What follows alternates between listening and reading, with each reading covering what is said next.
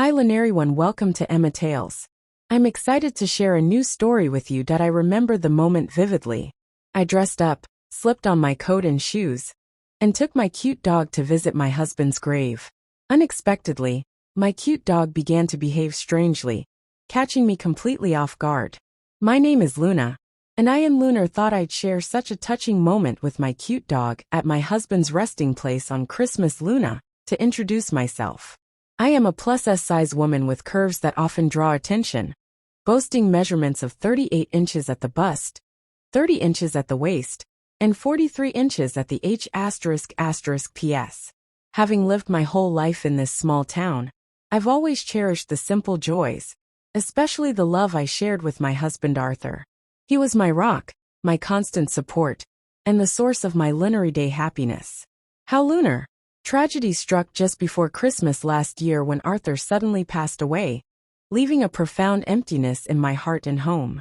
Our house, once filled with his laughter and warmth, now felt deserted and chilly. I often found myself sitting for hours in front of the fireplace, holding his old sweater, tears streaming down my cheeks. During those dark days, my solace was Jack, our devoted Siberian husky, Arthur pride and joy. He seemed to grasp my sadness, staying by my side constantly, his gentle eyes mirroring my grief.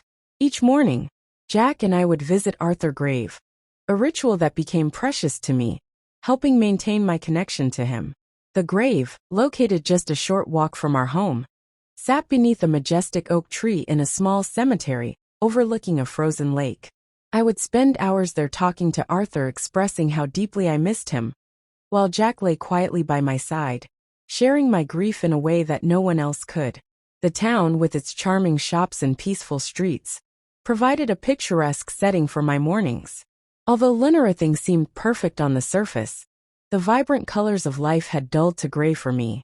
Christmas lights twinkle on Lunary Corner, and carols sang cheerful tunes, yet none of it could lift the weight from my heart. My neighbors attempted to help, bringing casseroles and offering words of comfort, but I couldn't let anyone close. The wound was still too fresh, the pain too overwhelming on a bitterly cold Christmas. Luna, a night that would for Lunar change my life, unfolded. The day had been especially hard, filled with memories of Arthur's radiant smile, and the joy he brought to our home during the holidays. Overcome with grief, I found myself weeping in the silence of our living room, the sound echoing in the emptiness. Jack, my faithful companion, lay at my feet, his head on my lap, his gaze unusually intense, as if he fully understood the depth of my sorrow. As the night progressed, I felt a compelling need to find comfort, and possibly some sleep. Yet the emptiness beside me was unbearable. I curled up on Arthur's side of the bed, clutching his pillow tightly, my tears wetting the fabric. Surprisingly, Jack jumped onto the bed, something he had in Lunar done before. He nestled next to me, his warm body providing a comforting presence, silently reassuring me that I wasn't alone in my grief. Then a shift occurred. Jack nuzzled closer, his wet nose brushing against my neck, stirring a mix of confusion and unexpected comfort within me. In that moment, loneliness, grief, and a deep yearning for connection converged in a way I hadn't foreseen. What followed is a blur of emotions difficult to articulate. I remember dressing warmly, donning my coat and shoes, and taking Jack to my husband's grave, carrying roses as a tribute. The cemetery was hauntingly quiet, the crunch of snow under my boots the only sound as I approached the familiar oak tree there. In the biting cold, I spoke to Arthur, sharing my struggles and my longing for peace, letting my tears flow freely as I poured out my heart. Jack stood by my side, initially resting his head gently on my hand, softly assuring me, "Don't cry, Mom, I'm here." His presence was a balm to my aching heart, and his deep brown eyes conveyed a surprising depth of understanding as he nestled closer. I felt the warmth of his breath on my skin, comforting at first. How Lunar, he soon pressed tighter, his large paws resting on my C*******T, as if offering a hug. "What are you doing, Jack?" I whispered, a nervous laugh escaping my lips as I tried to dismiss the peculiarity of the moment. Yet he persisted, his wet nose brushing against my cheek, followed by a gentle lick along my jawline. My heart raced, and though I felt an odd pleasure, I tried to pull away, But his size and insistence made it challenging. His affection intensified, and when he began to lick my feet, I was momentarily paralyzed. It was an uncomfortable yet strangely compelling sensation, as if he could sense my solitude and longing for connection. "No, Jack, stop," I said, firmly pushing him away. He whimpered his eyes, reflecting a sorrow that tugged at my heartstrings. Realizing it was time to leave, I bid farewell to my husband, only to notice the roses I had brought with me. As I bent down to lay the flowers on his grave, Jack approached from behind, playfully nudging me. The sensation was painful yet oddly pleasurable, and after a quarter of an hour filled with his antics, I found myself lost in thought, overwhelmed by a mix of emotions. When it all came to an end, I was frozen in disbelief, a wave of guilt washing over me with overwhelming force. What had I done? How could my sorrow lead me to such a dark place? Jack lay next to me, his calm breathing a stark contrast to the turmoil within me. For him, life continued as usual, but for me everything felt irrevocably changed.